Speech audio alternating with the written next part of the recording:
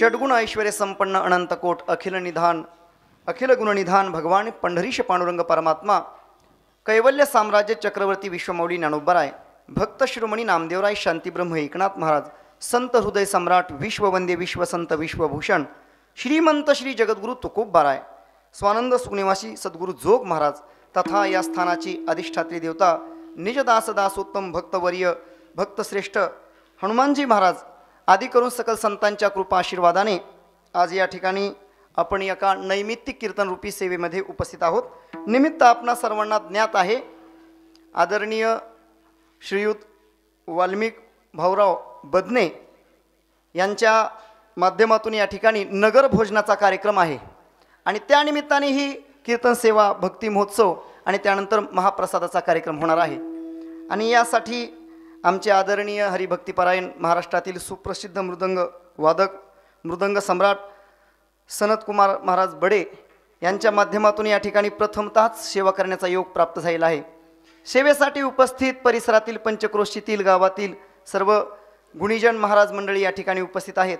सर्वांचा काही परिचय नाही, परंतु सर्वांप्रती प्रेम आदर भाव श्रद्धाभाव व्यक्त करून सेवेला प्रारंभ। विठ्ठल विठ्ठल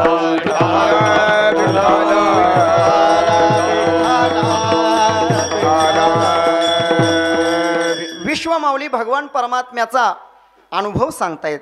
भगवान परमात्म्याचं दर्शन झाल्यानंतर जीवनामध्ये जी प्राप्त झालेली सफलता आहे, या सफलतेचा अर्थात पारमार्थिक अनुभूतीचा अनुवाद या अभंगाच्या माध्यमातून करतायत। मानवी जीवनामध्ये काही गोष्टी सफलता प्राप्त करून देणाऱ्या असतात। आपण भगवान परमात्म्याकडे जर काही संकल्प केला तर तो संकल्प जर आपला पूर्णत्वास गेला तर भगवान परमात्म्याच्या प्रती एक कृतज्ञत्व भावना या माध्यमातून हा एक नगर भोजनाचा कार्यक्रम आपल्याकडे अनेक गावांमध्ये आपल्या परळी तालुक्यामध्ये बहुधा होत असतो, घडत असतो। आणि नगर भोजनासाठी आपल्या परळी तालुक्यामध्ये अशी काही काही ठिकाणं आहेत, प्रसिद्ध आहेत। जिरेवाडीसारखं ठिकाण असेल भगवान सोमेश्वरांचं, सारखीच त्या ठिकाणी नगर भोजनाचे कार्यक्रम होत असतात। अर्थात आपल्या जीवनामध्ये जो काही आपण नवस केलेला आहे, जो काही संकल्प केला आहे भगवान परमात्म्याला स्मरून आणि त्या माध्यमातून तो नवस फेडणे किंवा संकल्प पूर्ती म्हणून हा नगर भोजनाचा कार्यक्रम आहे। आणि त्या माध्यमातून हे मोठं सर्वांना अन्नदान या ठिकाणी आदरणीय वाल्मिकरावजी मदने यांच्या माध्यमातून घडत आहे। खरं म्हणजे दुग्ध शर्करा योग या ठिकाणी जुळून आलेला आहे। गावामध्ये आपला वार्षिक अखंड हरिनाम सप्ताह अगोदरच सुरू आहे। ते स्वतंत्रही करू शकले असते नगर भोजनाचा कार्यक्रम, परंतु या महोत्सवामध्ये सर्वजण उपस्थित असतात।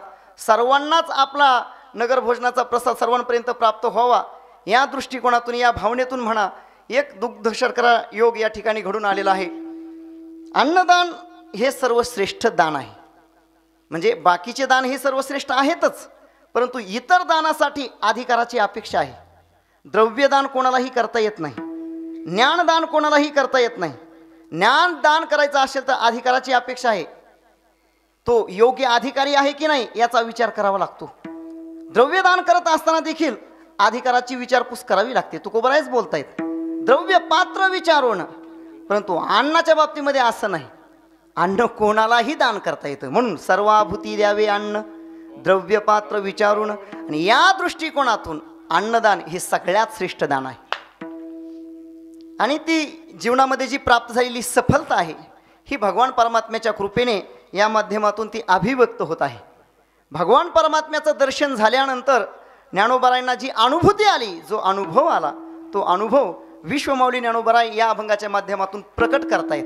अर्थात आपला पारमार्थिक अनुभव सांगतायत। अनुभवाचा जर आपण विचार करू गेलो तर प्रत्येक मनुष्याच्या जीवनामध्ये कोणता ना कोणता तरी आपल्याला अनुभव दिसून येतो। कशाचा तरी अनुभव असतोच, अनुभव नाही असा एकही मनुष्य आपल्याला शोधूनही सापडणार नाही। प्रत्येकाच्या जीवनामध्ये कशाचा तरी अनुभव असतो। कोणाच्या जीवनामध्ये सामाजिक क्षेत्रातील अनुभव असेल, कोणाच्या जीवनामध्ये कृषी क्षेत्रातील अनुभव असेल, कोणाच्या जीवनामध्ये आध्यात्मिक क्षेत्रातील अनुभव असेल, कोणाच्या जीवनामध्ये संगीत क्षेत्रातील अनुभव असेल, परंतु अनुभव नाही असा एकही मनुष्य नाही। प्रत्येकाच्या जीवनामध्ये कोणता तरी अनुभव आपल्याला दिसून येतो। अनुभव हा फक्त मनुष्याच्याच ठिकाणी असतो अशातला भाग नाही। अनुभव पशुपशवादिकांच्या ठिकाणी देखील आपल्याला दिसून येतो महाराज। प्राण्यांच्या ठिकाणी अनुभव सिद्ध करता येतो, पशूंच्या ठिकाणी, पक्ष्यांच्या ठिकाणी, प्रत्येक जीवाच्या ठिकाणी अनुभव दिसून येतो। पहा तुम्ही गावामध्ये एखादं मुकट फिरणारं कुत्रं फिरत असताना एखाद्या घराचा दरवाजा जर उघडा दिसला तर त्या ठिकाणी भाकरीचा तुकडा मिळेल या आशेने थांबतं. योगायोग असा असतं की घर मालक मध्ये जेवतही असतो, परंतु घर मालक मात्र फार कंजूस असतो. इतका कृपण असतो की उभ्या आयुष्यामध्ये कधी त्याने उष्ट्या हाताने कावळा उडवलेला नसतो. आणि ते समोर कुत्रं दिसलं की याला चिडी येते. तुकोबराय म्हणतात काही काही माणसं अशी विचित्र असतात. दाने कापे हात नावडे तेविशीची मात. दान धर्म करायचं म्हणलं की हात असा थरथर कापतो. त्याविषयीची गोष्ट देखील आवडत नाही. मग अशी माणसं पंक्ती कधी घालणार महाराज? कंजूस. कंजूस, इतकी कंजूस आमचे गुरुवर्य वैद्य बाबा सांगायचे. मक्खी चूस. काही काही माणसं इतकी चिकू असतात. मक्खी चूस म्हणजे काय? एखादी माशी जर तुपामध्ये पडलेली असेल तर ती माशी अशी वर उचलणार, ती माशी अशी पिळणार. पिळल्यानंतर त्याला असं वाटतं की या माशीच्या अंगाला किती तूप चिकटला असेल, मग तो तोंडात टाकणार आणि चुकून चुकून फेकून देणार. दांड धर्म नाही केला शेवटी जन्म वाया गेला, शेवटी जन्म वाया गेला, शेवटी जन्म वाया गेला. संतांचं आहे कोणते? हो, मानवी जीवनामध्ये दान धर्म घडला पाहिजे. विषय असा चालला होता की कुत्र त्या ठिकाणी भाकरीचा तुकडा मिळेल या आशेने थांबलेलं होतं, पण घर मालक चिकू असल्यामुळे त्याने भाकरीचा तुकडा टाकलाच नाही. काठी घेतली आणि कुत्र्याकडे गेले आणि एक जोरात काठीचा फटका मारला. कुत्र भुंकत भुंकत निघून गेलं. निघून गेल्यानंतर दुसऱ्या दिवशीचा प्रसंग असा आहे, कुत्र त्याच गल्लीमधून येत आहे, घराचा दरवाजाही उघडा आहे आणि घर मालकही जेवताना पाहते, पण कुत्र त्या ठिकाणी थांबत नाही. महाराज का थांबत नाही? त्याचं महत्त्वाचं कारण कालचा अनुभव त्याच्या गाठीस आहे. काल या ठिकाणी भाकरीचा तुकडा मिळण्याच्या ऐवजी काठीचा फटका बसलेला आहे. अर्थात पशुपशवादिकांच्या ठिकाणी देखील अनुभव आहे. आजचं सकाळचंच उदाहरण आदरणीय जीवन भाऊकडे त्या ठिकाणी सकाळी थांबण्याचा प्रसंग आला, तर त्यांच्याकडे त्या वेळेलाच बरोबर 11 वाजेच्या किंवा 10:30च्या वेळेलाच एक गाय येते. बरोबर त्या वेळेला ते नैवेद्य दाखवतात गायचा. ती गाय बरोबर त्या वेळेला येऊन थांबते. का? कारण तिला दररोजचा अनुभव आहे. कारण या ठिकाणी आपल्याला प्रसाद मिळतो, या ठिकाणी काही ना काहीतरी प्रसाद मिळतो. पशुपशवादिकांच्या ठिकाणी अनुभव आहे, मनुष्याच्या ठिकाणी तर आहेच. प्रत्येक मनुष्याच्या जीवनामध्ये अनुभव आहे. आणि जर अनुभव नसेल ना तर त्याच्या जीवनाला काहीही अर्थ राहत नाही. महाराज अगदी गणिताच्या भाषेत जर बोलायचं झालं तर मानवी जीवन माझा अनुभव बरोबर शून्य. विठ्ठल विठ्ठल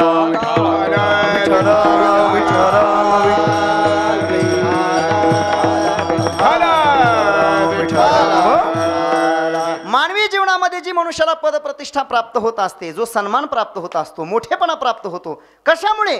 त्याच्या ठिकाणी असणाऱ्या त्याच्या त्या क्षेत्रातील अनुभवामुळे. अनुभव असतो म्हणून मनुष्याला सन्मान प्राप्त होतो, मोठेपणा प्राप्त होतो, प्रतिष्ठा प्राप्त होते, सत्ताही प्राप्त होते. एवढंच नाही तर संपत्ती देखील मनुष्याच्या जीवनामध्ये तो ज्या क्षेत्रामध्ये काम करतो आहे त्या क्षेत्रातील अनुभवामुळे त्याला संपत्तीही प्राप्त होते. 2-4 मित्र मोटर गाडीने प्रवास करत होते. रात्रीची वेळ आहे, घनदाट जंगलातून प्रवास सुरू आहे आणि एकदम निर्जन स्थळी अचानक गाडी बंद पडते. गाडी बंद पडल्यानंतर प्रत्येकजण गाडी चालू करण्याचा प्रयत्न करतोय, पण गाडी काही चालू होत नाही. काय करायचं? दरवाजा उघडून बाहेर उभे राहतात. रात्रीची वेळ आहे, त्या ठिकाणी कुठं मनुष्य वस्तीही दिसत नाही आणि अशा अवस्थेमध्ये कानावर हिंस्र श्वापदूंचे पशूंचे त्या ठिकाणी आवाज पडतायत. भयाभीत झाले, पुन्हा गाडीमध्ये बसले. आता काय करायचं? कोणीतरी फिटरला फोन लावला आणि एक 15-20 किलोमीटरहून फिटर आला. आल्यानंतर त्याने आपली मोबाईलची बॅटरी लावली, बोनीट उघडलं आणि थोडंसं पाहू लागला. तो पाहत असताना त्याच्या लक्षात आलं की या ठिकाणी एक स्क्रू तेवढा ढिला झालेला आहे. तेवढा स्क्रू त्याने फिट केला, गाडीमध्ये येऊन बसला आणि गाडी चालू झाली. सगळ्यांना आनंद वाटला. वा वा वा वा, बरं झालं म्हणले, ह्या संकट समयी तुम्ही धावून आले. आता इथून पुढचा सगळा प्रवास तुमच्यामुळं आमचा सुखकर झाला. बोलणं चालणं झालं, विचारपूस झाली आणि मूळ मुद्द्यावर आली. किती द्यायचे? तो म्हणला 3,000. अहो 3,000 खूप होत आहेत. 3,000 काय केलं तुम्ही या ठिकाणी येऊन? आले, बोनेट उघडलं, एक स्क्रू तेवढा फिट केला आणि त्याचे 3,000. त्याने सांगितलं, हे पास स्क्रू आवळण्याचा 1 रुपया आहे. स्क्रू आवळण्याचा 1 रुपया आहे, पण कोणता स्क्रू आवळल्यानंतर फिट केल्यानंतर गाडी चालू होते याचा जो अनुभव आहे त्याचे 2,999 रुपये आहेत. मला सांगायचंय काय? मानवी जीवनामध्ये संपत्तीही त्याच्या ठिकाणी असणाऱ्या त्या क्षेत्रातील अनुभवामुळे प्राप्त होते. विठ्ठल विठ्ठल. विठ्ठल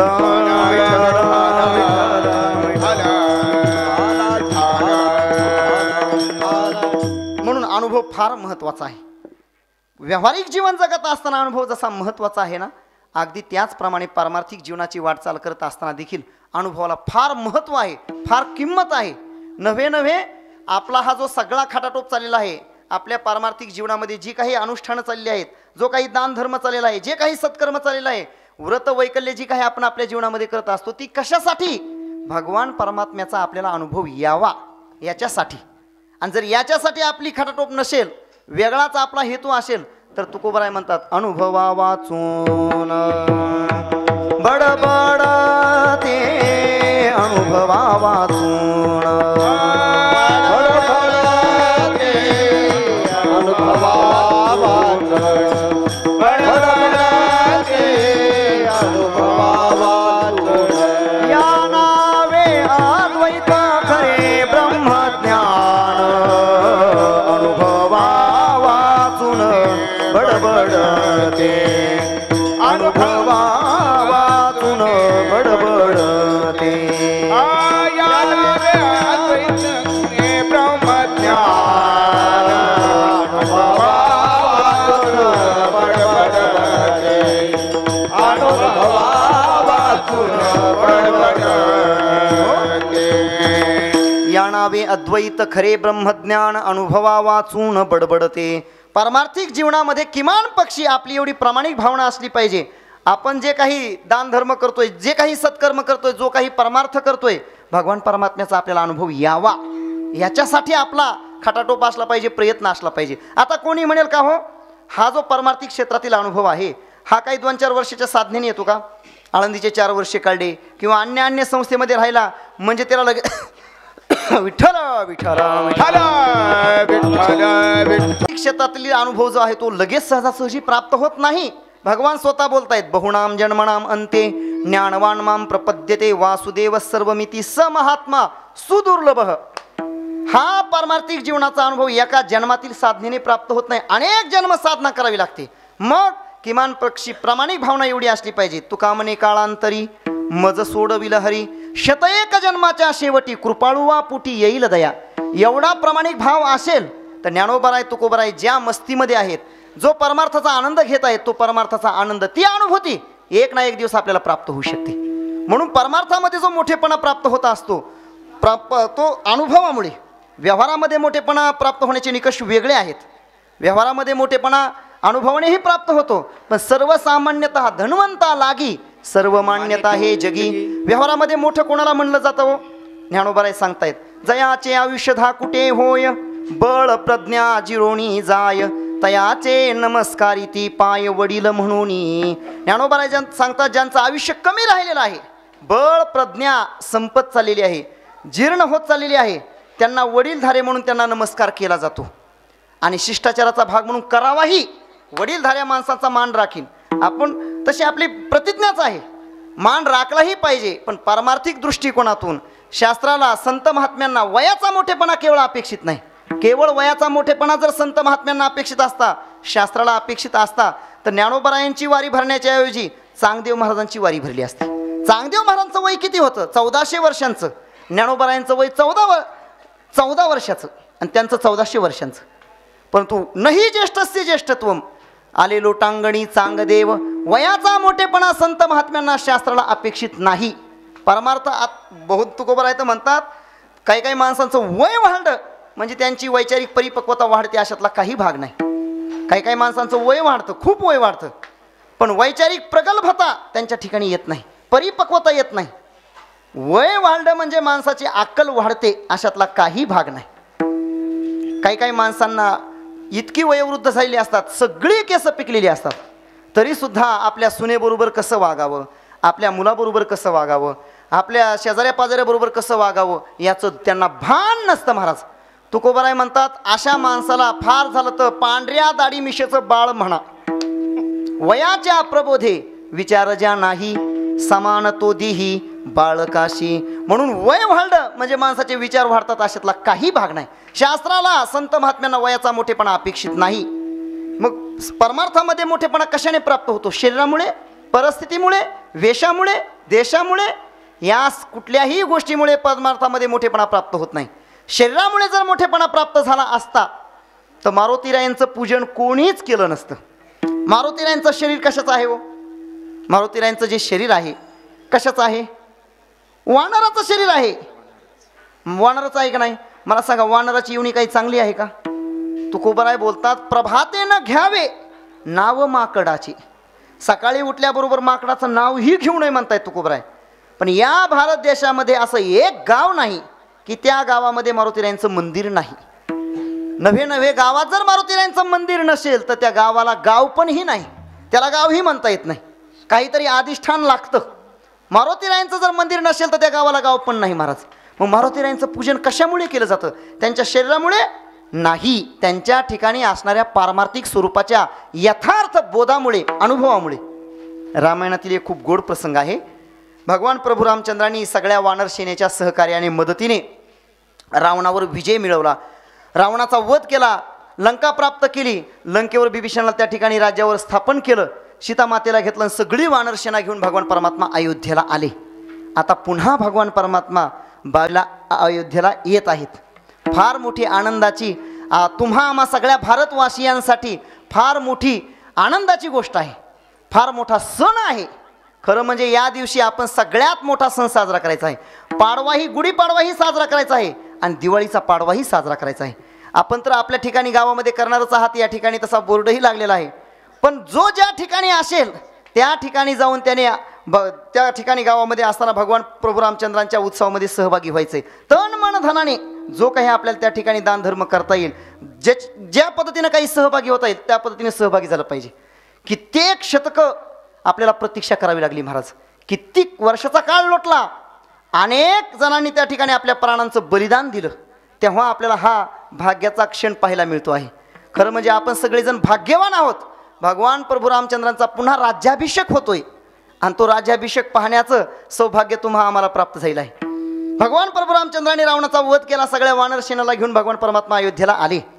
आल्यानंतर परमात्म्याला एक दिवस असं वाटू लागलं, ज्या वानरांच्या सहकार्याने मदतीने आपण हे एवढं मोठं युद्ध पार पाडलं, रावणाचा वध केला, लंका प्राप्त केली, तेव्हा या वानरांच्या ऋणातून आपण अंशतः का होईना काहीतरी उत्तीर्ण झालं पाहिजे, काहीतरी त्यांना आपण भेट दिली पाहिजे, उपहार दिलं पाहिजे. म्हणून भगवान परमात्म्याने सत्कार समारंभाचा एक मोठा कार्यक्रम ठेवला आणि सगळ्या वानरांना हे कळलं, आता आपल्याला काही ना काहीतरी उपहार वस्तू भेट मिळणार आहे. वानरं सगळी त्या ठिकाणी नटून थटून बसलेली आहेत, परंतु सगळ्यांना हे माहिती आहे की आता पहिला सत्कार कोणाचा होणार? मारुतीरायांचा होणार. मॅन ऑफ द मॅच कोणाला मिळणार? मॅच कोणामुळे जिंकली? सामनावीर मारुतीराय आहेत. सगळ्यात पहिला सत्कार मारुतीरायांचा होणार. वर रंगमंचावर, व्यासपीठावर भगवान प्रभू रामचंद्र, सीतामाता, लक्ष्मणजी आणि विनम्र दास्य भावामध्ये त्या ठिकाणी हात जोडून मारुतीराय ही बसलेली आहेत. भगवान परमात्म्याने मारुतीरायांचा पहिला सत्कार केलाच नाही. परमात्म्याने सुग्रीवाला उठवलं, सुग्रीवाचा सत्कार केला. नळ, नीळ, जांबुवंत या सगळ्या अंगताचा, सगळ्या वानरसेनेचा सत्कार केला. मारुतीरायांचा सत्कारच नाही. सगळेजण आश्चर्यचकित होऊन परमात्म्याकडे पाहतायत, मारुतीरायांचा कधी सत्कार होणार? सत्कार समारंभाचा कार्यक्रमही संपला, तरीही मारुतीरायांचा सत्कार नाही. उलट पक्षी भगवान परमात्मा विचारतायत, मारुती तू कोण आहेस? तू कोण आहेस म्हणल्यानंतर ही सगळी वानरसेना आश्चर्याने देवाकडे पाहते. अरे हा काय प्रकार आहे? केली शिता शुद्धी मूळ रामायणाआधी, ऐसा प्रतापी गहन सकळ भक्तांचे भूषण. या सगळ्या युद्ध कार्यामध्ये सगळ्यात महत्वाची भूमिका मारुतीरायांची आहे आणि त्यांना भगवान परमात्मा विचारतायत, तू कोण आहेस? मोठ्या लोकांची देखील मोठी गंमत असते महाराज. तुकोबाराय म्हणतात, आमुची या भावे तुझं देवपण ते का विसरून राहील अशी? समर्थासी नाही उपकार स्मरण दिल्या आठवण वाचून या. मोठ्या लोकांची गंमत अशी असते की मोठ्या लोकांवर छोट्या लोकांनी जे उपकार केले असतात त्याचं त्यांना भान नसतं, त्याचं स्मरण त्यांना नसतं, आठवण करून द्यावी लागते. या ठिकाणी भगवान परमात्मा खुशाल विचारतात, मारुती तू कोण आहेस?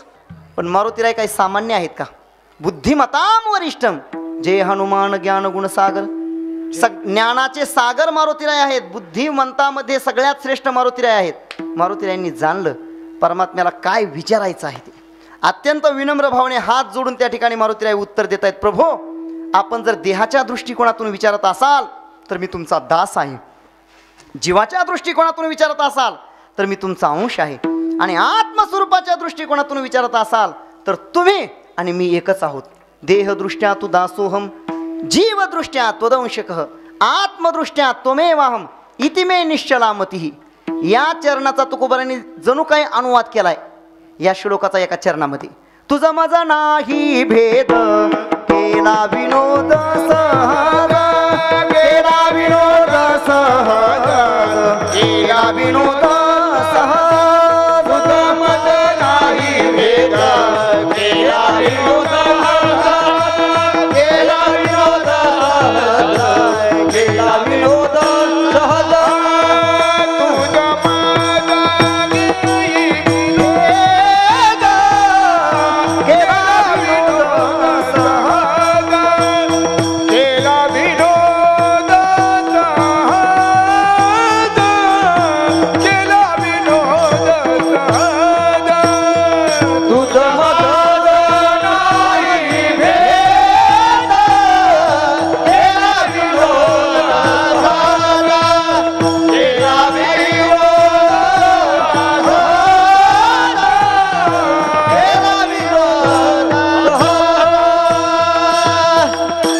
मज नाही भेद केला विनोद सहज. हा जो मारुतीरायांचा बोध आहे, अनुभव आहे, या अनुभवामुळे मारुतीरायांचं पूजन केलं जातं, त्यांच्या शरीरामुळे नव्हे. साधू महापुरुषांच्याच अनुभवाचा विचार का करायचा बरं? तुमच्या आमच्या अनुभवाचा विचार का करायचा नाही? आणि संतांचाच अनुभव का विचारात घ्यायचे? त्याचं महत्त्वाचं कारण आहे, संत महात्म्यांचा कोणताही अनुभव हा व्यापक स्वरूपाचा असतो. संतांचा अनुभव हा परमात्मक असतो. संतांचा अनुभव हा आनंदाचा असतो. तुमचा आमचा जो अनुभव आहे हा परिचिन्न स्वरूपाचा आहे, भ्रमात्मक आहे, दुःख स्वरूप आहे. म्हणून साधू महापुरुषांच्या अनुभवाचा विचार करायचा. संत महात्म्यांचा कोणताही अनुभव घ्या, एक सामान्य अनुभव या जगतासंबंधीचा साधू महापुरुषांचा अनुभव. हरिरेव जगत जगदेव हरिही हरितो जगतो नही भिन्न वपुः इति यस्य मतिः परमार्थ गतिः सनरो भव सागरम उद्धरती. या जगतासंबंधीचा साधू महापुरुषाचा हा अनुभव आहे. हे जगत कसं आहे? हे जगत जगत नसून हे सत्यत्वाने परमात्म स्वरूप आहे. ऐसा ज्याचा अनुभव, ऐसा ज्याचा अनुभव, ऐसा ज्याचा अनुभव, ऐसा ज्याचा अनुभव. विश्वदेव सत्यत्वे, विश्वदेव सत्यत्वे देव तया जवळी असे, देव तया जवळी असे. विश्वदेव सत्यत्वे, विश्वदेव सत्यत्वे देव तया जवळी असे,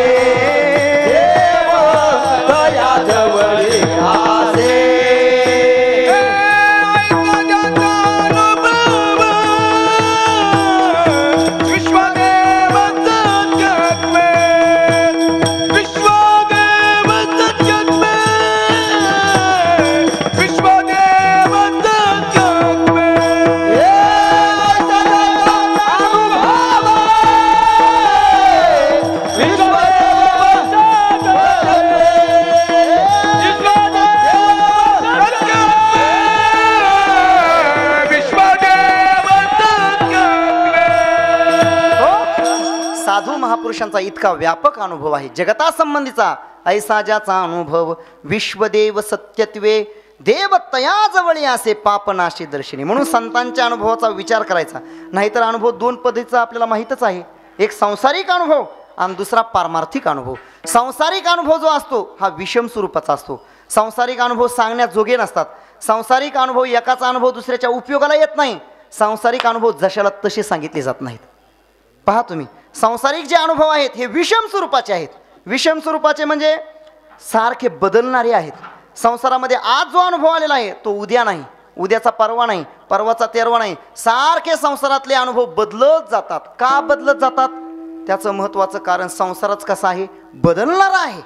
बदलणारा आहे संसार. संसार शब्दाची व्युत्पत्ती आपण पाहू गेलो, सम्यक प्रकारेण सरती इति संसार. जो चांगल्या पद्धतीने पुढे पुढे सरकत राहतो त्याला म्हणतात संसार. 15व्या अध्यायामध्ये श्रीमद भगवद्गीतेच्या 3ऱ्या श्लोकामध्ये संसाराचं स्वरूप सांगितलं आहे. तसं सुरुवातीच्या 2-3 श्लोकांमधून संसार वृक्षाचं रूपक करून त्या ठिकाणी भगवान परमात्म्याने संसार वृक्ष कसा आहे हे सांगितलं. सुरुवातीला सांगितलं की हा संसार वृक्ष कसा आहे. एरवी जे सामान्य आपण वृक्ष पाहत असतो याची मुळं खाली असतात आणि फांद्या वर असतात, पण याचं उलट आहे. याची मुळं वर आहेत आणि फांद्या खाली आहेत. ऊर्ध्व मूलमधशाख मश्वथम प्राहुरव्ययम असा हा वृक्ष आहे. 2 श्लोकांमधून अध्यारोपाची भाषा आहे आणि 3ऱ्या श्लोकामध्ये अपवादाची भाषा सुरू झाली. परमात्म्याने 3ऱ्या श्लोकामध्ये सांगत असताना असं म्हटलेलं आहे, हा संसार वृक्ष जसा सांगितला आहे तशा पद्धतीने प्रतीतीला येत नाही. न रूपमस्येह तथोपलभ्यते नान्तो न चादीर न च संप्रतिष्ठा अश्वत्थमेनं सुविरूढमूल मसंग शस्त्रेण दृढेन चित्वा.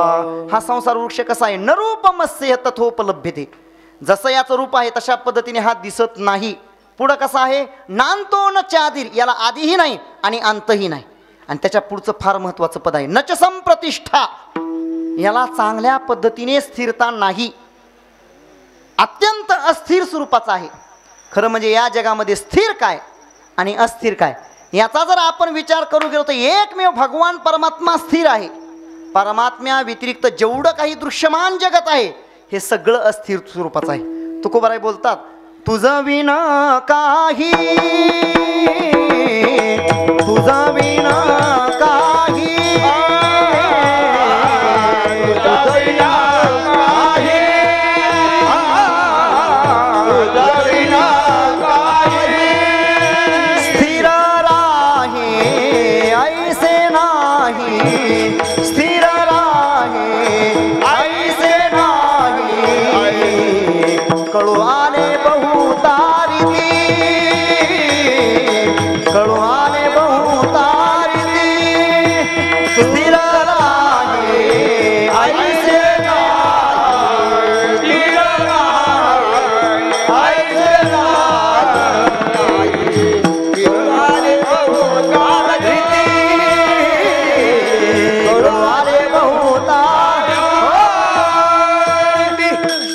विन काही स्थिर राहे ऐशे नाही, कळू आले बहुतारी ती पांडुरंगा माझ्याची ती देवा.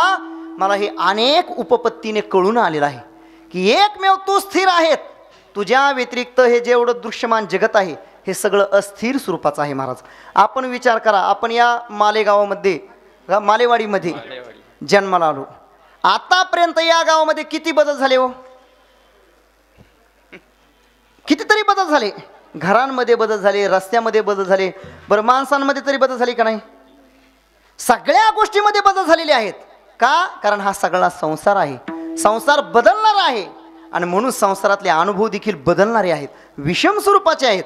पुढं आहे का, संसारातले अनुभव सांगण्याजोगे नसतात. संसारातले अनुभव 4 चौघामध्ये सांगण्याजोगे नसतात. कल्पना करा, म्हणण्यापेक्षा काही माणसांच्या जीवनामध्ये असा प्रसंग घडतो. एका माणसाला त्याच्या पत्नीने लाटण्याने मारलं. लाटण्याने मारल्यानंतर तो सकाळी आला, मारुतीच्या पारावर दर्शन घेतलं आणि 4-5 जण बसलेले होते. त्यांना सांगितलं, अहो ऐकलं का, मला पत्नीकडून आज प्रसाद मिळाला. 2-3 जण हसले. एक जण शहाणा होता, त्याने हाताला धरलं, बाजूला उडून सांगितलं, अरे बाळा, असं संसारातल्या गोष्टी, संसारातले अनुभव असे 4 चौघात सांगायचे नसतात. फार झाले तर घ्यायचे असतात. खरं तर घेऊही नाही, पण अलीकडे काय महाराज, पाश्चात्य संस्कृतीचं सगळेजण अनुसरण करतायत. पती पत्नींमध्ये जो गांभीर्य राहिला पाहिजे ते अलीकडे दिसत नाही. एकमेकांमध्ये आरे तुरीची भाषा राहते. त्यामुळे असे प्रसंग घडून जातात. पण जरी घडले तरी सांगायचे नसतात. आर्य चाणक्यांचं एक फार महत्त्वाचं वचन आहे, या जगातल्या या संसारातल्या कोणत्या गोष्टी सांगू नयेत. याच्यासाठी त्यांनी एक विधान केलं, एक श्लोक सांगितलाय. 5 गोष्टी शहाण्या माणसाने 4 चौघामध्ये सांगू नयेत. ऐका. पहिली गोष्ट आहे अर्थनाशम मनस्तापम गृहे दुश्चरितानि च वंचनम चापमानं च मतिमान न प्रकाशयेत. शहाण्या माणसाने ह्या 5 गोष्टी प्रकाशित करू नये, प्रकट करू नाहीत, उघडपणे सांगू नयेत. पहिली गोष्ट आहे आपल्या जवळचा पैसा संपलेला आहे हे शहाण्या माणसाने सांगू नये. का सांगू नये? सांगून पहा, दुसऱ्या दिवशी शेजारी रामराम घालत नाही महाराज. आपण प्रमाण म्हणून आलो, धनवंताला जी सर्व मान्यता आहे जगी. कारण या जगाचा नियम हा आहे, ज्याच्याकडे धन संपत्ती आहे महाराज त्यालाच माणसं रामराम घालतात, त्यालाच मान सन्मान देतात. म्हणून अलीकडे वयोवृद्धांनी तर अजिबात सांगू नये आपल्या मुलाबाळांना माझ्याजवळचा सगळा पैसा, उलट पक्षी खोटं सांगावं, एवढं खोटं सांगावं बरं का. अलीकडचा काळ इतका विचित्र आलेला आहे, माझ्या नावावर बऱ्याच एफडी आहेत म्हणून सांगावं, म्हणजे तिथून पुढचा सगळा पाहुणचार व्यवस्थित चालतो. तसं तर शहाण्या माणसाने थोडंसं राखूनच राहिलं पाहिजे अलीकडच्या काळामध्ये, सगळंच मोकळं होता कामा नये. अलीकडचा काळ फार विचित्र आहे, आपल्याजवळचा पैसा संपला हे कोणाला सांगायचं नाही. दुसरी गोष्ट मनस्तापम, आपलं काही मानसिक द्वंद्व निर्माण झालेला असेल, काही टेन्शन निर्माण झालेलं असेल, काही ताणतणाव असेल अंतःकरणामध्ये, तोही कोणासमोर प्रकट करू नये. काही काही विचित्र स्वभावाची माणसं सगळं आपलं गोड बोलून काढून घेतात आणि त्याचं भांडवल करून आपल्याला त्रास देतात. म्हणून आपला मनस्ताप कोणासमोर प्रकट करू नये. गृहे दुश्चरितानीच, कौटुंबिक पती पत्नींचा कलह झाला असेल तर तोही चार चौकामध्ये सांगू नये. वंचनमच्या अपमानांच, जर आपल्याला कुठं उद्योगधंद्यामध्ये कोणी फसवलं असेल तर तेही सांगायचं नाही आणि आपला झालेला अपमान एकही प्रकट करायचा नाही. म्हणून आपल्याकडे मन आहे, मान सांगावा जनात, अपमान ठेवावा मनात. अपमान देखील प्रकट करायचा नाही. एकंदर काय हो, ही 5 गोष्टी संसारातल्या प्रकट करायच्या नाहीत, सांगायच्या नाहीत. का? त्या सांगण्याजोगे नसतात. अर्थात संसारातले अनुभव सांगण्याजोगे नसतात. विठ्ठल विठ्ठल विठ्ठल विठ्ठल.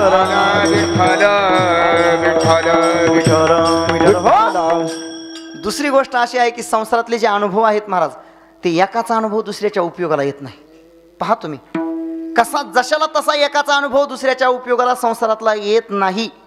2 मित्र बऱ्याच दिवसानंतर भेटले लॉकडाऊन नंतर. एकाने विचारलं, का रे तुझी कशी तब्येत होती, गुडगुडीत कसा होतास, कशी तुझी तब्येत झाली, कसा असा पाप्याचा पितर झालास, कसा होतास, कसा झालास, काय होतास, कसा झालास, कशी तुझी तब्येत झाली ही. त्याने सांगितलं, अरे आता तू मित्र आहे म्हणून तुला सांगायला काही हरकत नाही. लॉकडाऊन होतं आणि महाराज काय, मित्राजवळ मनुष्य पुरेपूर मोकळा होत असतो आणि व्हायला पण पाहिजे बरं का. याला अपवाद भगवान परमात्माही नाही. देवाने सुद्धा जी गोष्ट आपल्या वडिलांना सांगितली नाही, जी गोष्ट भगवान परमात्म्याने आपल्या सख्या आईला सांगितली नाही, जी गोष्ट आपल्या सख्या भावाला सांगितली नाही, जी गोष्ट भगवान परमात्म्याने आपल्या पत्नीला सांगितली नाही, ते गुह्य अर्जुनेशी बोलत.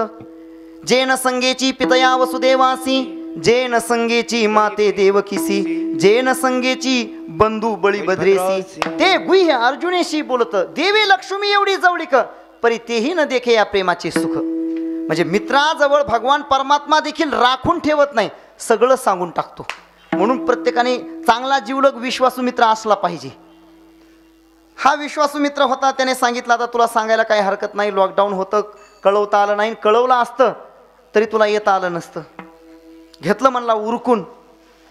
आणि पत्नी फारच भांड कुदळ निघाली. म्हटला काय, म्हणला खाल्लेलं काहीच अंगी लागत नाही, कशाहून ना कशाहून सारखं काचकं कुचकं बोलत राहते. म्हणला खरं शहाण्या धर्मपत्नीने आपले मालक जेवत असताना काचकं कुचकं बोलू नये.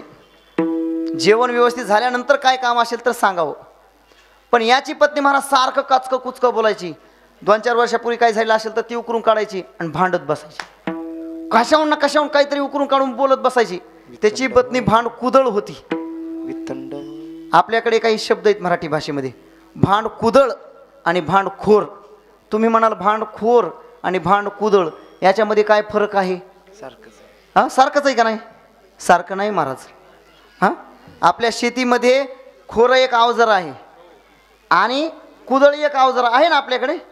कुदळ काय करतं काम बाबा? उकरायचं काम कोण करतं? कुदळ करतं. तसं 2-4 वर्षापूर्वी झालेली भांडणं असतात, थोडीशी बोलाबोली झाली असते काल्याच्या दिवशी थोडीफार, तर ती मनात धरून ती भांडणं उकरून काढतो आणि भांडत बसतो. समजून घ्यायचा हा कोण आहे? भांड कुदळ स्वभावाचा माणूस आहे. काही काही भांडखोर स्वभावाची माणसं असतात, दुसऱ्याची भांडणं चाललेली असतात ती आपल्या अंगावर ओढून घेतात. खोरं काय करतं? असं माती ओढायचं काम करतं.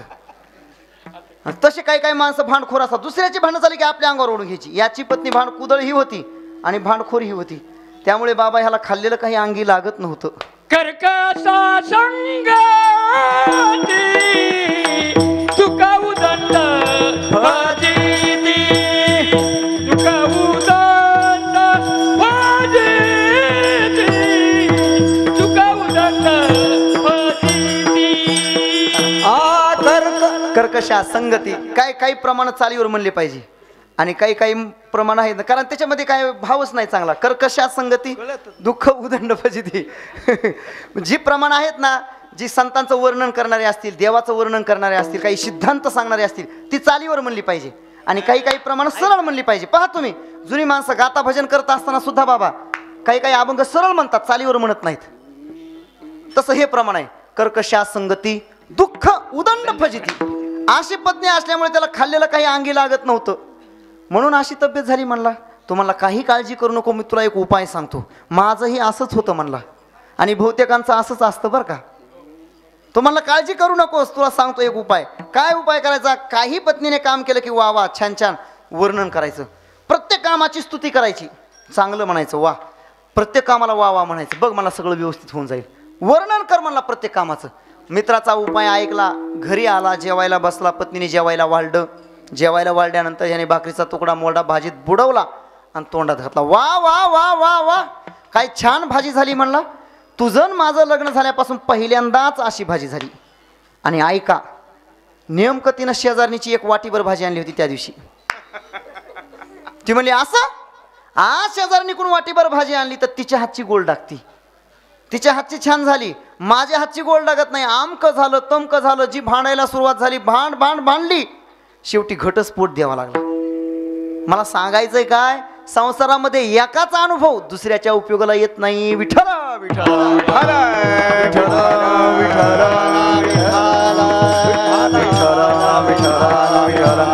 पुंडरी कवलारी विठ्ठल श्री ज्ञानदेव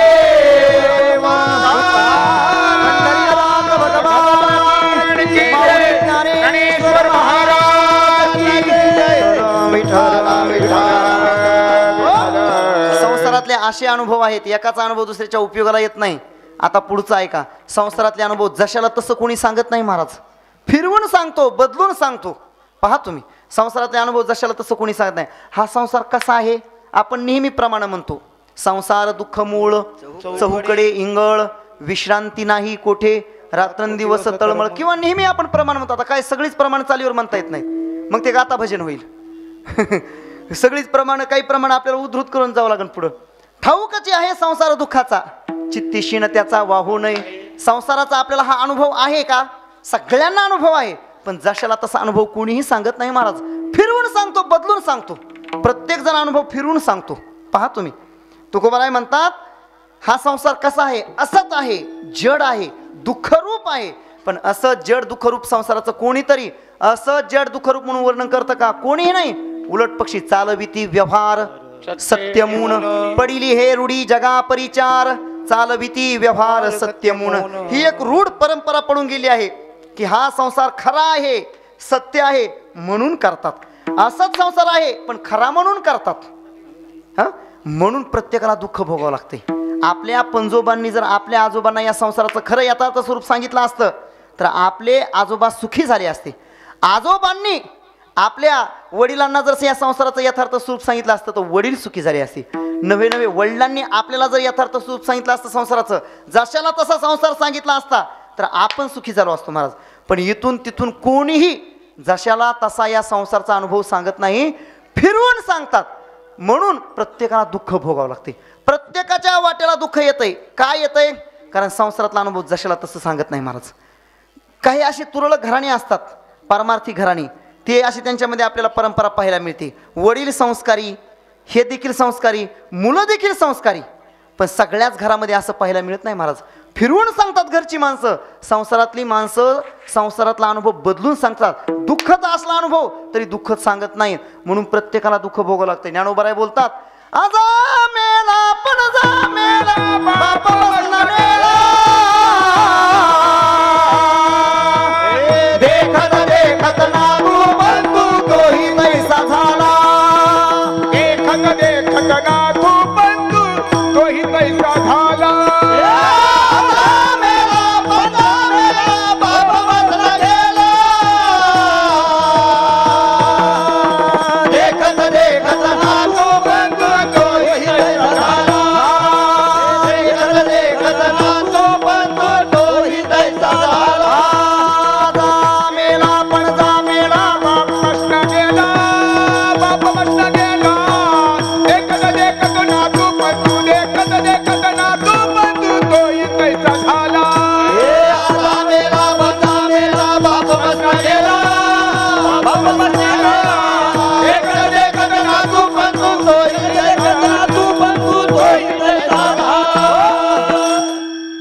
संत महात्मे आहेत ते मात्र या संसाराचा खरा अनुभव सांगतात, जशाला तसं सांगतात.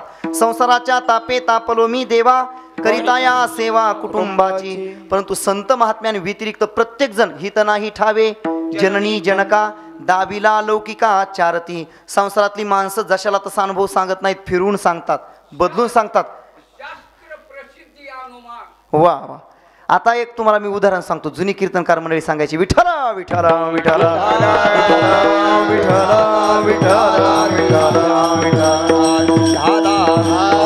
संसारातला अनुभव कसा फिरवून सांगतात.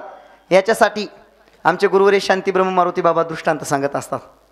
हां, जुनी शाळा होती, प्राथमिक शाळा, लहान मुलांची, खेडेगाव, आणि दुपारची सुट्टी झालेली.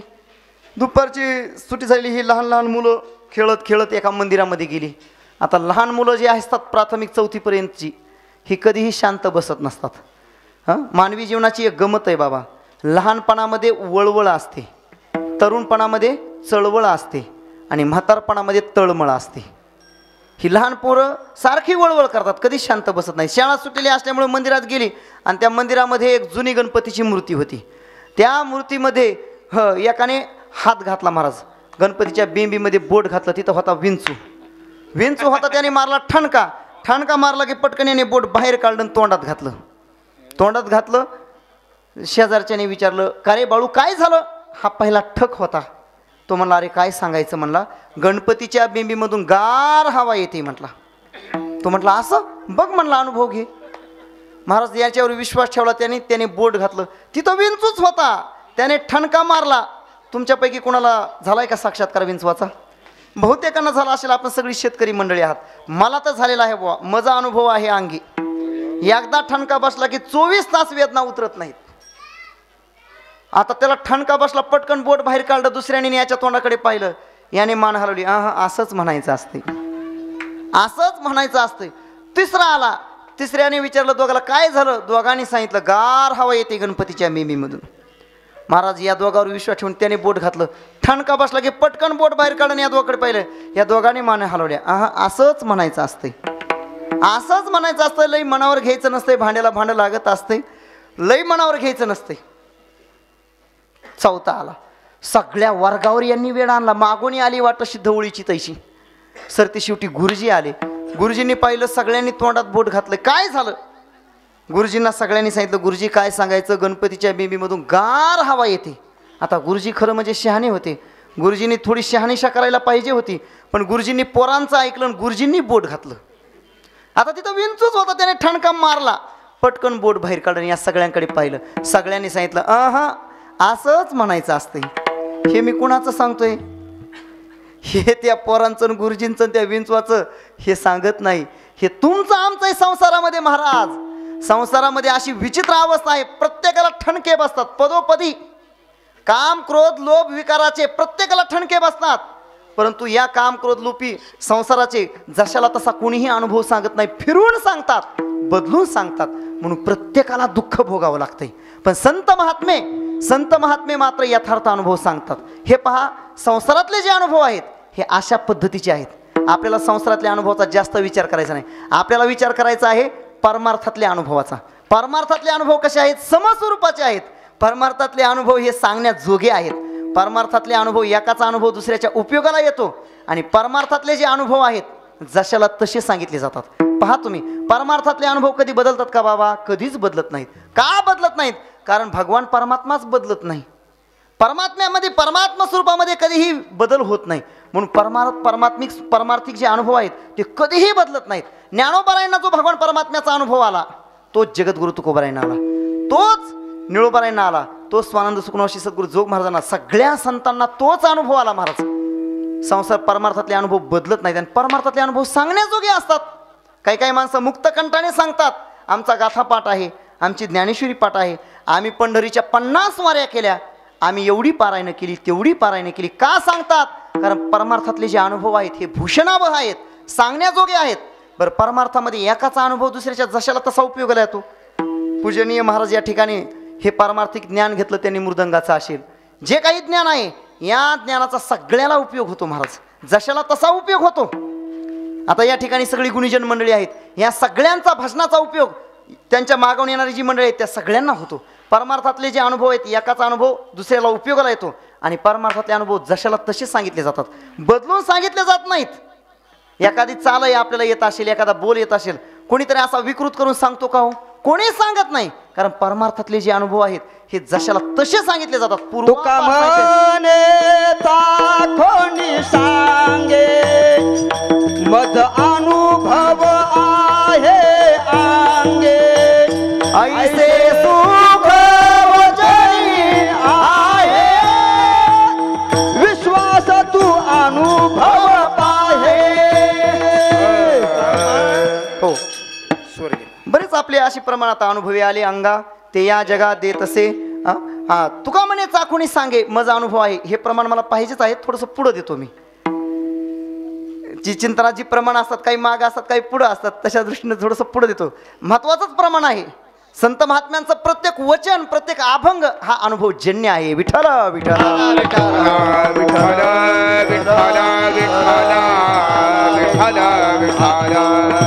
मी सांगत काय होतो, परमार्थातले अनुभव बदलत नाही, सांगण्याजोगे असतात. एकाचा अनुभव दुसऱ्याच्या उपयोगाला येतो. म्हणूनच संत महात्म्या आपला अनुभव सांगायला प्रवृत्त होतात. खरं म्हणजे संत महात्म्यांचा एक आपल्याला असा त्या ठिकाणी भाग स्वभाव पाहायला मिळतो की अमानित्व त्यांचा स्वभाव आहे. चातुर्य लपवी महत्व हरवी पिशे पण मिरवी आवडोनी. साधू महापुरुष त्यांचं जे जीवन आहे हे आपलं चातुर्य, आपला मोठेपणा लपवतात. सर्वसामान्य मनुष्य आपल्याला थोडं जरी येत असलं तरी प्रकट करतो. पण संत महात्म्याचं तसं नाही. वाचस्पतीचे निपाडे सर्वज्ञता तरी जोडे परी वेडीवे माझी दडे महिमे फेणे. त्यांच्या ठिकाणची जर योग्यता पाहिली महाराज तर वाचस्पतीसारखी, बृहस्पतीसारखी त्यांच्याकडे योग्यता आहे. पण ती सगळी योग्यता आपली लपवतात. हा त्यांचा अमानित्व स्वभाव आहे. मग अनुभव सांगायला का प्रवृत्त होतात? त्याच्या पाठीमागे एकच कारण आहे. बुडते हे जन न देखवे डोळा येतो कळवळा म्हणूनिया. त्यांच्या अंतकरणामध्ये असणारी तळमळ आणि या तळमळीमुळे संत महात्म्या आपल्याला जो अनुभव आलेला आहे तो अनुभव प्रकट करतायत अभंगाच्या प्रथम चरणात.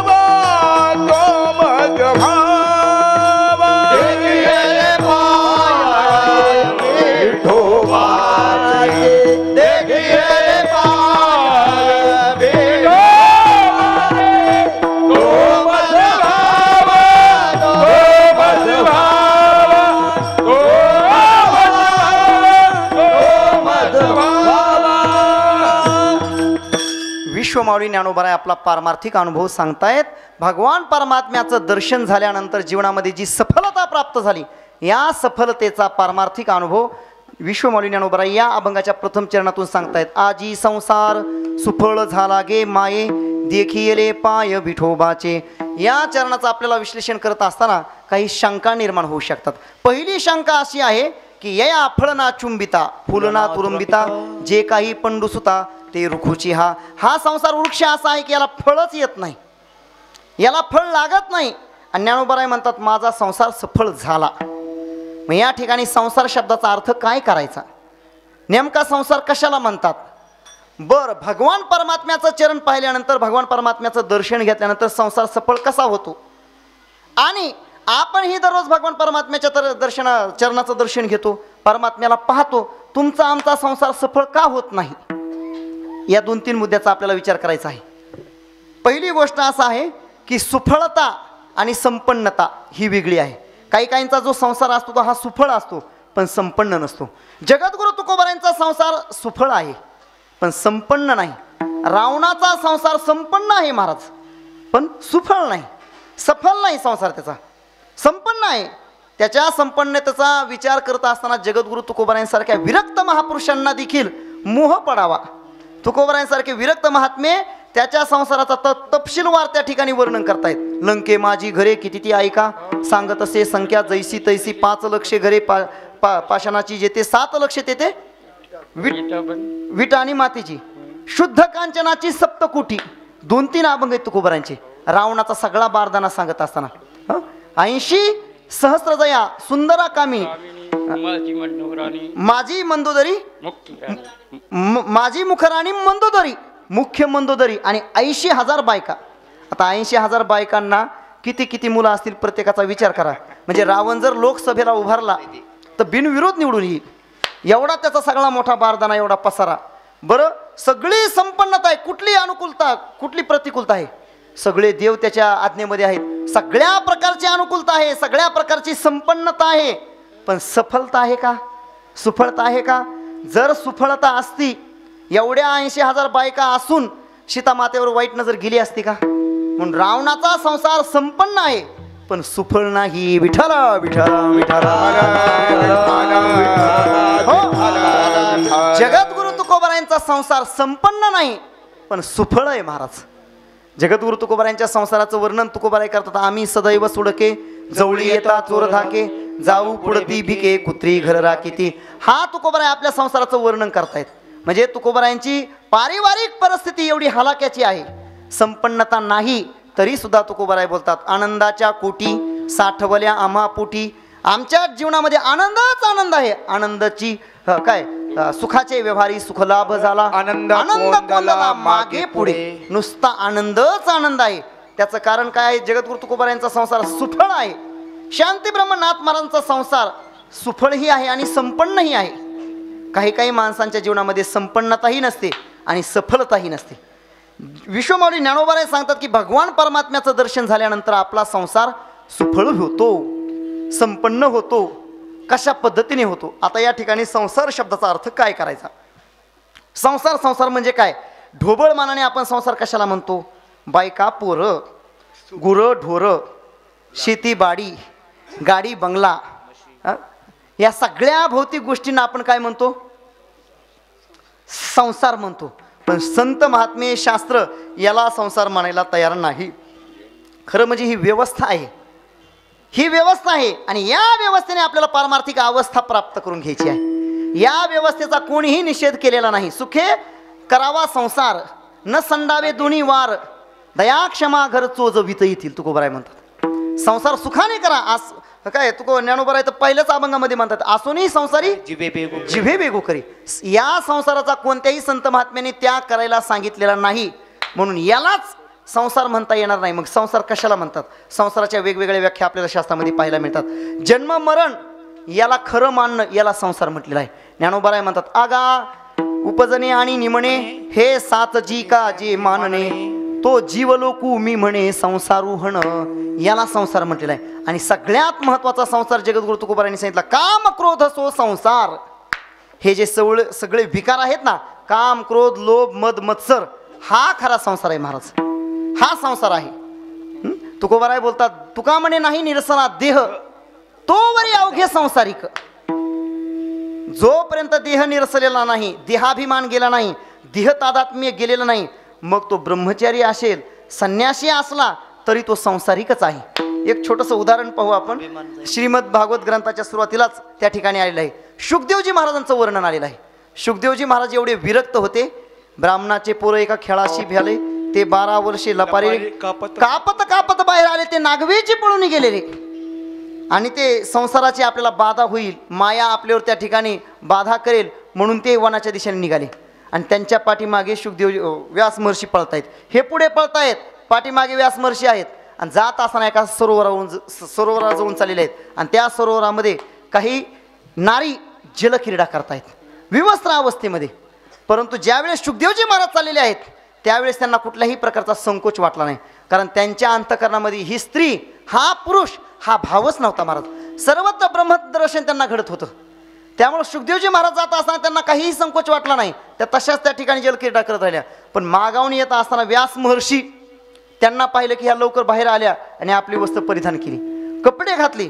त्यावेळेस व्यास महर्षींना आश्चर्य वाटलं, अरे माझा तरणा 12 वर्षाचा पोरगा या ठिकाणाहून जात असताना तुम्हाला लाज वाटली नाही, आणि मी तुमचे आजे याची स्थिती मज का लाजती देवंगणा. भावार्थ रामायणामध्ये सुरुवातीलाच बालकांडामधला हा विषय आहे. तिथं पण विसराने नाथ महाराजांनी तो विषय त्या ठिकाणी मांडलेला आहे. मी तुमचे आजयाची स्थिती मज का लाजती देव, मी तुमच्या आज्याच्या ठिकाणी असताना मला का तुम्ही लाजताय. त्यावेळेस त्यांनी सांगितलं, महाराज तुमचा जो मुलगा आहे ना त्याच्या ठिकाणी हा पुरुष ही स्त्री हा भेदभाव नाही, तुमच्या ठिकाणी तो आहे. पुढं ऐका. आणि ह्या दोघांचा संवाद शुकदेवजी महाराजांनी ऐकला आणि शुकदेवजी महाराजांना अभिमान झाला. शुकदेवजी महाराज म्हणले, आपण तर आपल्या वडिलांपेक्षा पण श्रेष्ठ आहोत. आणि हे जाणलं महाराज, हे जाणलं व्यास महर्षींनी. आणि मग व्यास महर्षींनी सांगितलं की तुला जायचंच असेल तर जा, जनक भेटीशी पाठविला तेने, अभिमान नाणे खोटे केले. आणि मग व्यास महर्षींनी सांगितलं, बाबा तुला जाता येईल तसंच जा पुढं, पण जनक राजाला भेटायला जा. आणि जनक राजाकडे गेले. जनक राजाकडे गेल्यानंतर त्या ठिकाणी त्या सेवकांना सांगितलं, मी शुक आलोय सांगा. आतून त्यांनी निरोप पाठवला, संगम त्यक्त्वा सुखी भव, संग सोडून सुखी राहा.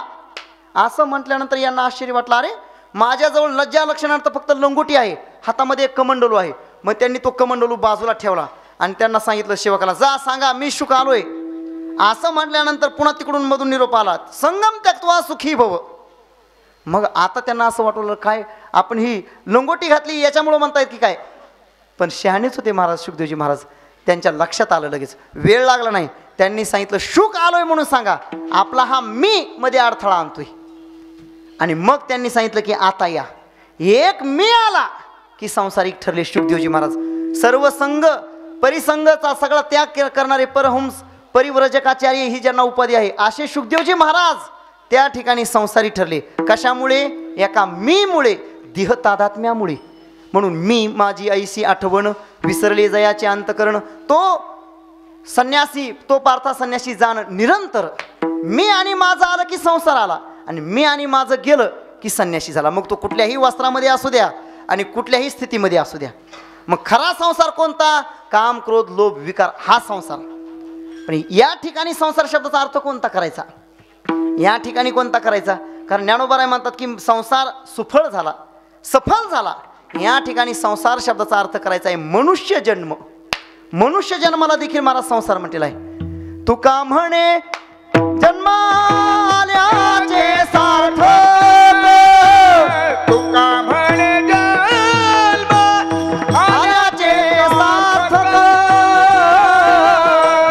विठ्ठलची एक देखलिया, देखलिया विठ्ठलची एक देखलिया.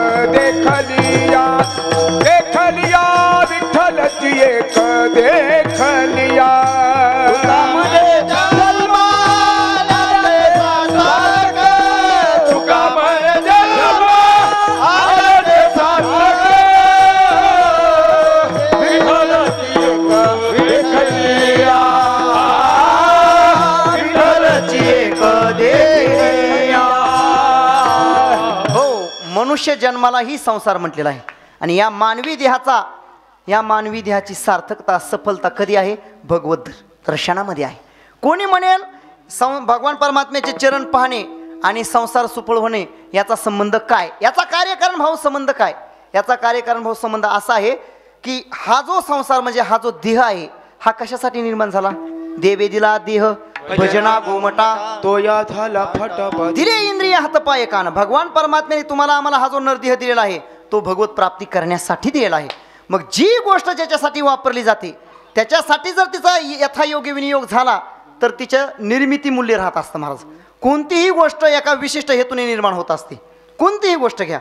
आता उदाहरणार्थ हा मृदंग आहे, हा कशासाठी निर्माण झालेला आहे? कीर्तन भजनामध्ये साथ संगत करण्यासाठी निर्माण झालेला आहे. एखाद्याने फार भारीतला घेऊन ठेवला, खैराचा म्हणा शिसमचा घेऊन ठेवला आणि तो जर कीर्तन भजनामध्ये तो वाजवत नसेल मृदंग तर त्याचं निर्मिती मूल्य राहतं का? नाही. हा मनुष्य देह कशासाठी निर्माण झाला आहे? भगवत प्राप्तीसाठी झालेला आहे. आणि मग जर भगवान परमात्म्याच्या चरणाची प्राप्ती झाली, भगवान परमात्म्याचं दर्शन झालं, भगवान परमात्म्याचा साक्षात्कार झाला तर हा जन्म हा संसार सफळ होतो महाराज. आजी संसार सुफळ झाला गे माये देखिले पाय विठोबाचे. प्रश्न असा पडतो की तुमचा आमचा संसार सफळ का होत नाही? ज्ञानोबरायांप्रमाणे तुम्ही आम्ही देखील भगवान परमात्म्याचे चरण पाहतो, भगवान परमात्म्याच्या चरणाचं दर्शन घेतो, मग का तुमचा आमचा संसार सुफळ होत नाही? त्याचं महत्त्वाचं कारण असं आहे, जसं ज्ञानोबराय भगवान परमात्म्याचं दर्शन करतात तसं आपण करत नाहीत. ज्ञानोबराय कसं करतात, ज्ञानोबराय कसं करतात याची रीती अभंगाच्या दुसऱ्याच्या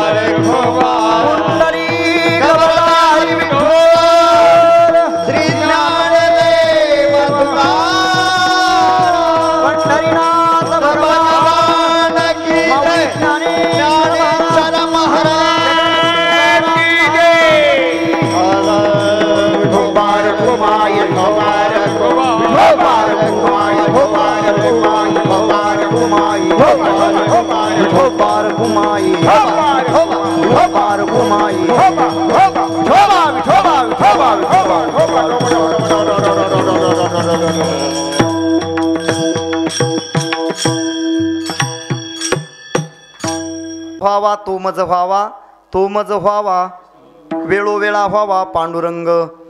भगवान परमात्म्याची प्राप्ती आपल्याला का होत नाही? तुमचा आमचा संसार सफळ का होत नाही?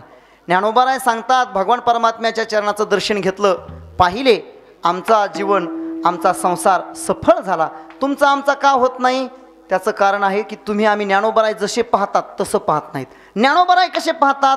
ज्ञानोबाराय पाहतात अर्थात ज्ञानोबाराय अशी अपेक्षा करतायत, तो मज व्हावा, तो मज व्हावा. आपण भगवान परमात्मा व्हावा म्हणतो, पण कशासाठी व्हावा?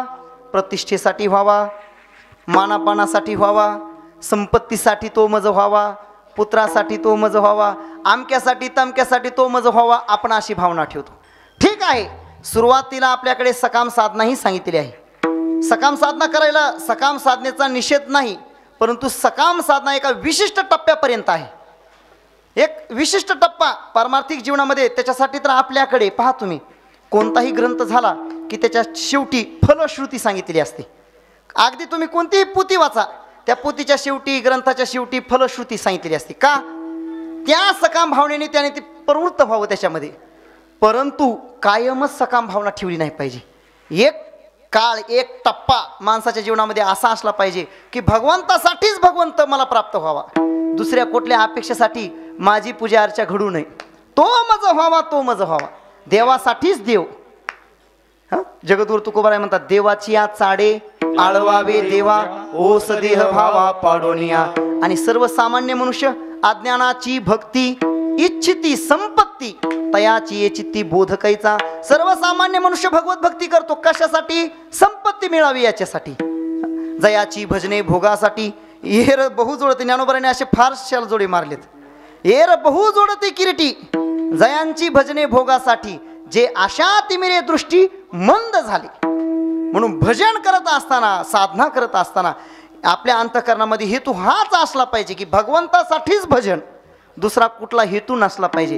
असा जर हेतू असेल तर भगवान परमात्म्याला पाहिल्यानंतर आपलाही संसार, आपलाही जन्म सुफळ होईल. तो मज व्हावा, तो मज व्हावा, वेळोवेळा व्हावा पांडुरंग. किंवा याला आपल्याला ज्ञानोत्तर प्रेम लक्षणा भक्ती सुखाचा आनंद ज्ञानोबराय व्यक्त करतात. याही दृष्टिकोनातून या चरणाकडे पाहता येतं बरं का. म्हणजे पुन्हा पुन्हा याही वरी पार्था, माझ्या भजनी असता तरी तया ते मी माथा मुकुट करी. खरं म्हणजे कृतम कृत्यम प्रापनियम प्राप्तम ही अवस्था प्राप्त झालेली आहे. आता जीवनामध्ये कृतकृत्यता किंवा कर्तव्य कर्म कुठलंही शिल्लक राहिलेलं नाही. तरी सुद्धा ही संत महात्मे मंडळी भजन करताना दिसतात. याही वरी पार्था, माझ्या भजनी असता. बोध प्राप्त झालेला आहे तरी सुद्धा देवतीर्थ भजन न संडिती. जीवनमुक्त ज्ञानी जरी झाले पावन, तरी देवतीर्थ भजन न संडिती. याही भूमिकेतून आपल्याला या चरणाकडे पाहता येतं. पण का हो ज्ञानेश्वर महाराज, हे तत्वज्ञान तुम्हाला कोणी सांगितलं? ज्ञानोबाराय शेवटच्या चरणामध्ये पांडुरंग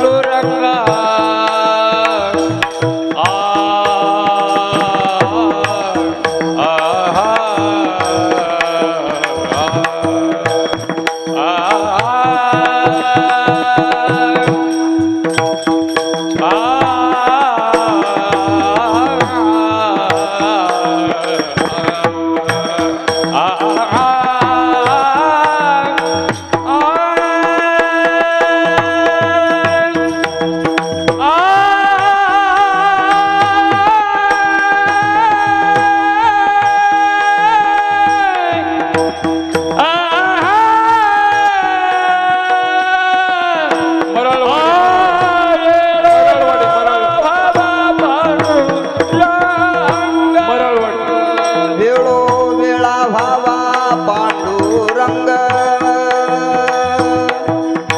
आ आ आ